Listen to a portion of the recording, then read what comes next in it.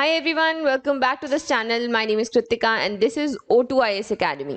So आज इस video में हम आगे बढ़ रहे हैं हिमाचल के वीकली करंट अफेयर्स के साथ में। तो आज हम 2022 जनवरी लास्ट वीक के करंट अफेयर्स देखने वाले हैं।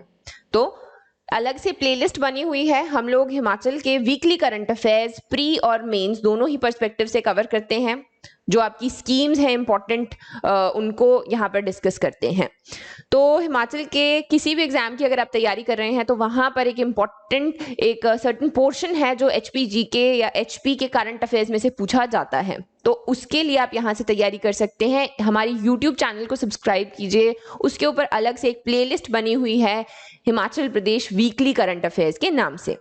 अगर आप स्टेट पीसीएस आईएएस की तैयारी करना चाहते हैं तो आप हमारी ऐप को भी डाउनलोड कर सकते हैं। वहां पर आपको बहुत सारा स्टडी मटेरियल फ्रीली अवेलेबल है, पेड कोर्सेज भी हैं एंड आपकी टेस्ट सीरीज भी हैं। So do visit the application, इसका लिंक डिस्क्रिप्शन बॉक्स में दिया गया है।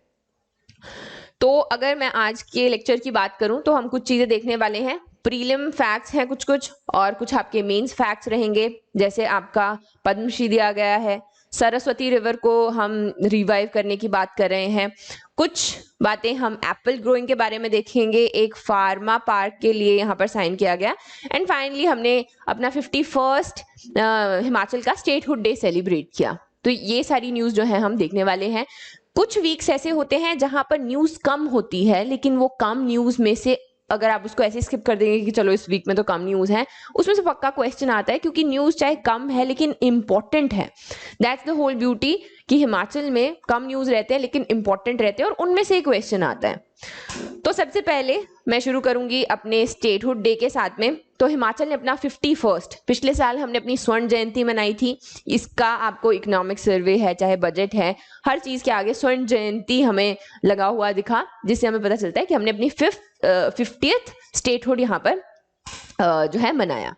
ये हमने ऑलरेडी कवर किया है, बलोकरा सीरीज मैंने कवर की थी, तो वहां पर भी हमने हिस्ट्री देखी थी। लेकिन मैं थोड़ा सा और आपको एक चलता हुआ रिव्यू दे देती हूँ।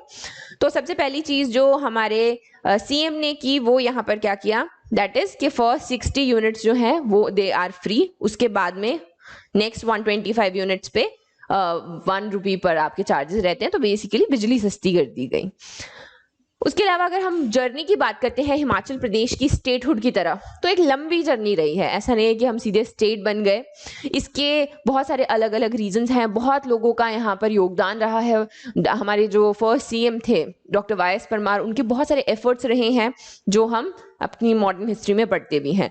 तो अगर मैं थोड़ा सा रिव्यू आपको दूं एक जल्दी से, अगर हम रिकैप देखें तो 15 अप्रैल, जैसे हम स्टेटहुड डे मनाते हैं, एक हम हिमाचल डे मनाते हैं, तो 15 हम हिमाचल डे मनाते हैं। तो 1948 में फर्स्ट टाइम हम जो एक चीफ कमिश्नर प्रोविंस बने थे, that is it was headed by a chief commissioner. उसके बाद में 1950 में हम एक पार्ट सी स्टेट बने। अगेन इन सब के लिए आपको अलग से एक वीडियो देखना पड़ेगा, what are part A state, B state, C states. Modern history का हमने अलग से लेक्चर जो है वो कवर किया है, उसको देख लीजिएगा। 1954 में बिलासपुर जो है हिमाचल प्रदेश में मर्ज हुआ।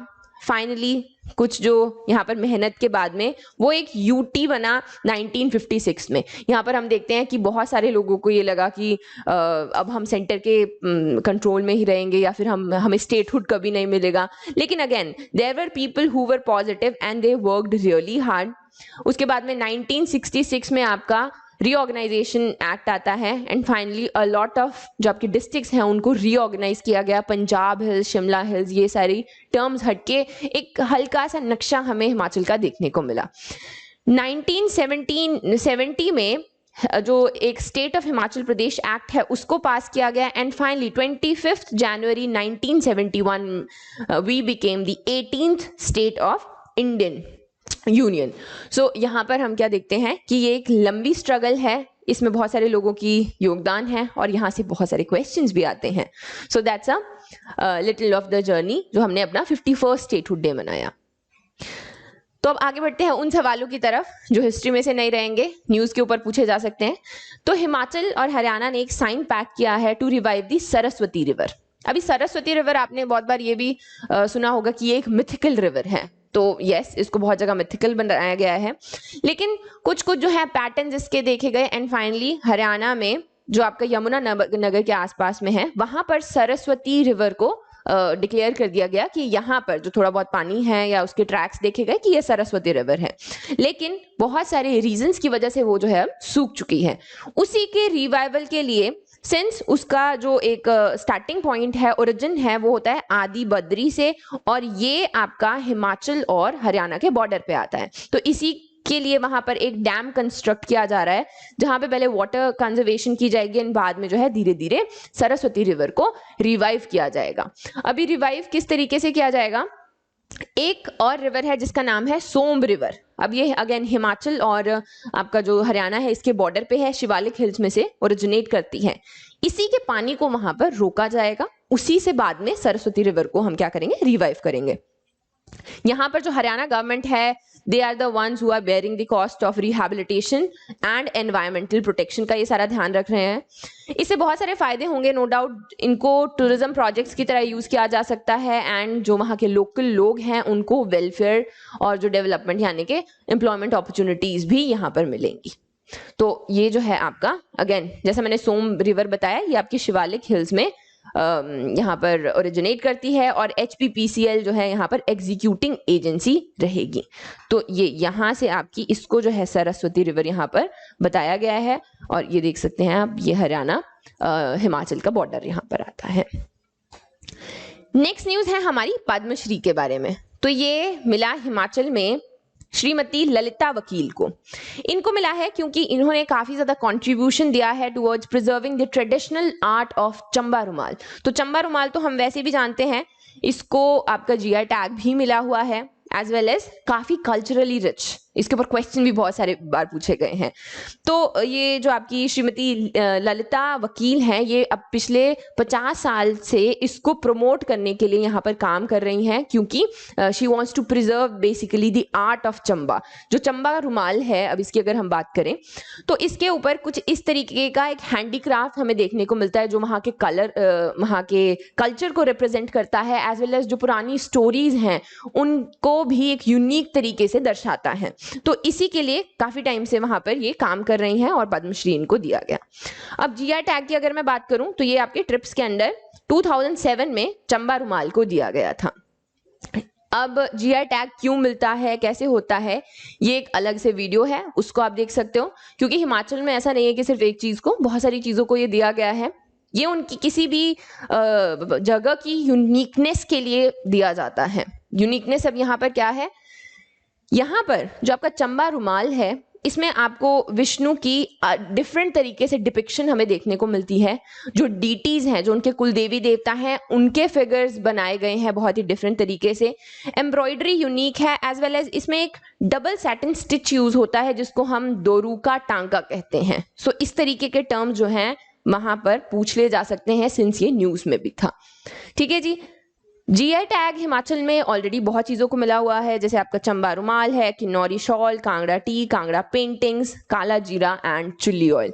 एंड अभी रिसेंटली ये किस किस को मिला है, ये चंबा की चप्पल को, लाहौली सॉक्स और ग्लव्स।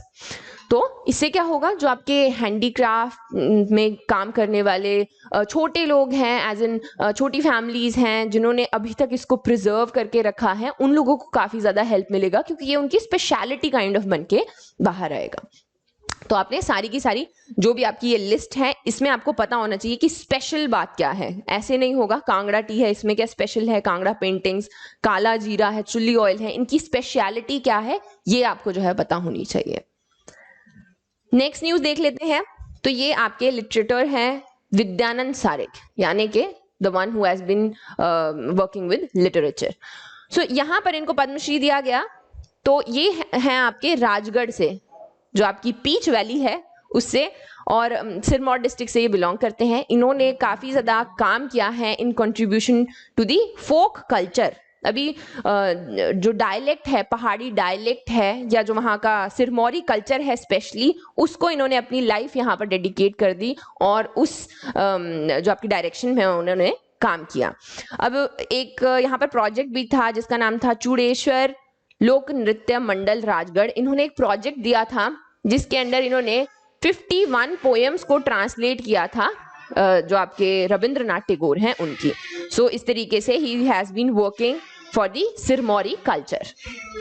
नेक्स्ट न्यूज है हमारी कुल्लू के एप्पल ग्रोअर्स के लिए। तो यहाँ पर क्या हम देख रहे हैं कि जो आपकी एप्पल की प्रोडक्शन है वो थोड़ी कम हुई है या फिर उसमें थोड़ी गिरावट हुई है।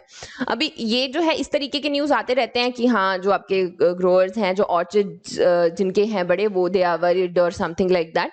तो ये आपके लिए इंपॉर्टेंट नहीं है, जैसे यहाँ पर जो फिगर्स हैं कुछ, लेकिन आपको एप्पल की बेसिक इकोनॉमी के बारे में पता होना चाहिए। अभी हिमाचल में एप्पल, सिंस हमारे पास में एग्रो क्लाइमेटिक जोन्स डिफरेंट है, तो यहाँ पर हर क्वालिटी के एप्पल जो है उगाए जाते हैं। अगर इकोनॉमी की बात करें हम, तो यहाँ का जो 70% बेसिकली इट्स दी बैकबोन, जो आपके फ्रूट्स हैं उनमें से सबसे ज्यादा एप्पल ही उगाया जाता है। एज वेल एज इसकी बेसिक चीजें भी कुछ आपको पता होनी चाहिए। अब हिमाचल में 4 जोन होते हैं, temperate dry, temperate wet, then आपका नीचे जो है लोअर शिवालिक्स भी रहते हैं। तो एप्पल का साइज जो है वो ऑल्टीट्यूड के हिसाब से भी यहाँ पर ग्रो करता है। जैसे जो फेमस एप्पल्स हैं वो आपको किन्नौर में मिलेंगे, ना कि जो आपका नीचे ऊना वाली साइड है। एप्पल्स लग वहां पे भी जाते हैं, बट वो जो है उनसे इकोनॉमी नहीं चलती। ठीक है जी। तो बेसिक जब भी इस तरीके की न्यूज आती हैं तो फ्यूचर की हम बात करेंगे कि क्या क्या चेंजेस आ रहे हैं। तो सबसे पहला जो है वो है आपका क्लाइमेट चेंज। जब एप्पल को उगाया जाता है उसको करीब चिलिंग आवर्स, एक शब्द का इस्तेमाल किया जाता है, रिक्वायरमेंट ऑफ चिलिंग आवर्स। तो ये चिलिंग आवर्स क्या होते हैं, यहाँ पर उनको सर्टेन टाइप ऑफ टेम्परेचर चाहिए, बिटवीन 150 टू 1500 आवर्स इनको चाहिए होता है। जब टेम्परेचर में चेंज आता है तो एप्पल का जो साइज है वो भी वेरी करता है, जिसकी वजह से अगेन जो प्राइसेस है फार्मर्स को वो चाहिए होते हैं वो नहीं यहाँ पर मिलते हैं। सो इस तरीके के जो आपको फैक्ट्स हैं थोड़े बहुत एप्पल की इकोनॉमी के बारे में वो पता होने चाहिए। एप्पल की अगर हम बात करें तो जो इसका प्रोडक्शन है वो थोड़ा बहुत इंक्रीज डिक्रीज करता रहता है, वो हम देख लेंगे। अलग अलग एरिया से अलग अलग न्यूज आती है, जैसे कि किन्नौर में हेलस्टॉर्म्स हमें देखने को मिल रहे थे, कुल्लू में थोड़ा बहुत उस चीज का फर्क था। इसके लिए एंटी हेल नेट सब्सिडीज आपको दी जाती हैं, या फिर हमने एंटी हेल गन्स यहाँ पर लेकर आए थे, तो वो कहाँ से लेकर आए थे, उस इकोनॉमी के बारे में थोड़ा सा आपको पता होना चाहिए। As I told you, agro climatic zones हमारे पास में कुछ इस तरीके से हैं। एज वेल एज जो एप्पल है वो it is the one of the most important fruits in Himachal. 49% जो टोटल एरिया है वो आपका एप्पल से उगाया जाता है, और जो टोटल फ्रूट प्रोडक्शन रहती है उसमें से 85% एप्पल है।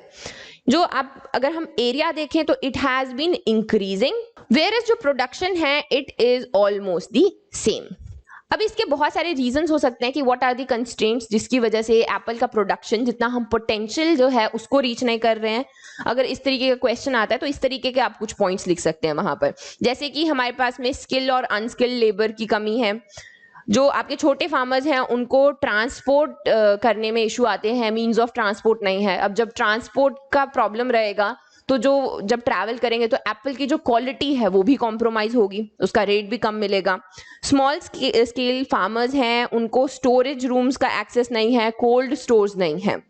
Then we talk about proper knowledge नहीं है कि किस तरीके से पेस्टिसाइड्स हैं, आपके इंसेक्टिसाइड्स हैं, उनको यूज करना है। एंड इस तरीके के कुछ जो आप पॉइंट्स हैं यहाँ पर लिख सकते हैं कि एक्सपोर्ट जो है हम नहीं कर पा रहे, या फिर जो गवर्नमेंट है वो उसमें हेल्प नहीं कर रही है।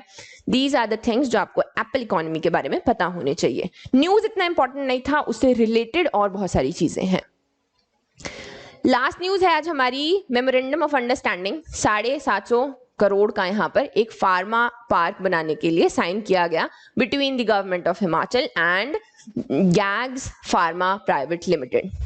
तो यहाँ पर ये किसके लिए, जो आपका कैप्सूल शेल मैन्युफैक्चरिंग है उसके फॉर्मुलेशन के लिए यहाँ पर ये आपका जो MOU है वो साइन किया गया है। यहाँ पर हम एक और चीज की बात कर रहे हैं, सिंस हम हिमाचल जानते हैं it is big like pharma hub. हमारी फेमस जो BBN है आपकी बरमाना, बरोटी वाला एंड नालागढ़, ये इंडस्ट्रियल एरिया बहुत ज्यादा फेमस है फार्मा सेक्टर के लिए स्पेशली। तो हम सेंट्रल गवर्नमेंट से एक यहाँ पर उम्मीद रखे बैठे हैं कि हम एक बल्क ड्रग पार्क भी यहाँ पर बनाएंगे, जो कि अक्रॉस द कंट्री 3 ही बन रहे हैं। तो उनमें से हम क्या चाहते हैं कि एक हमारे स्टेट में यहाँ पर बने। अब ये बल्क ड्रग पार्क है क्या, तो यहाँ पर आप सजेशंस भी दे सकते हैं, जैसे कि अगर फार्मा सेक्टर के ऊपर क्वेश्चन आता है तो what are the things which we can do, तो we can open a bulk drug park. What are these bulk drugs? तो जब भी कोई मेडिसिन बनती है उसमें एक मेन इंग्रेडिएंट रहता है जिसको हम क्या कहते हैं, एक्टिव फार्मास्यूटिकल इंग्रेडिएंट। ये यूजुअली हम चाइना से इंपोर्ट करते हैं। तो अभी हमारे पास में सेल्फ सस्टेनेबिलिटी नहीं है, so that we can like produce it on our own.